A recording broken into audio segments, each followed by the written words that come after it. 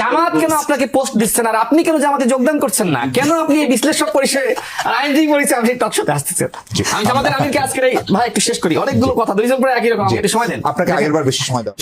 কি আপনি 3 মিনিট টানা 4 মিনিট সময় দিয়েছেন, এখন আমাকে ন্যূনতম 3টা মিনিট দিতে হবে, না হলে আমি এটা করতে পারবো না। তাহলে অনেক কারণ কিছুই বলতে উনি দেওয়া হবে। উনি এখন ওনাকে যদি একা কথা বলতে দেওয়া হয়, তাহলে এই যে সচিব পদমর্যাদা দিচ্ছে, আরেকটু উপরে যদি হয়তো প্রতিবন্ধী হয়ে গেলে তাহলে একা চলে আসতে পারতো। কারণ ওনার আর একজন সহপাঠী নুরুল হক নুরুল একা একা আসেন অনেক সময় টকশোতে, এই জন্য আরেকটু হলে উনি একা একা কথা বলতে পারতেন। দেখেন আপনাকে পদ দিলে কিন্তু আপনাকে দেখেন রাখবে। আমি বলি প্রধানমন্ত্রী জ্বালানি আপনাকে পদ দেওয়া হোক।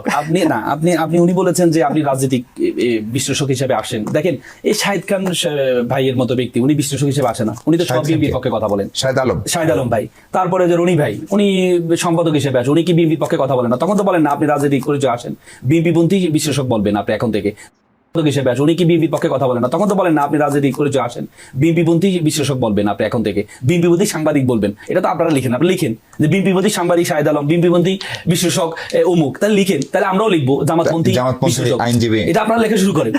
আপনারা লেখা শুরু করেন, তখন আপনারা এইভাবে সবার ক্ষেত্রে, শুধু আমাদের ক্ষেত্রে, সবার ক্ষেত্রে হবে। এখন কথা হচ্ছে ওনারা বারবার বলেন আমরা সরকারের পক্ষে বললে দালাল হয়, জামাতের পক্ষে বললে দালাল হয় না কেন?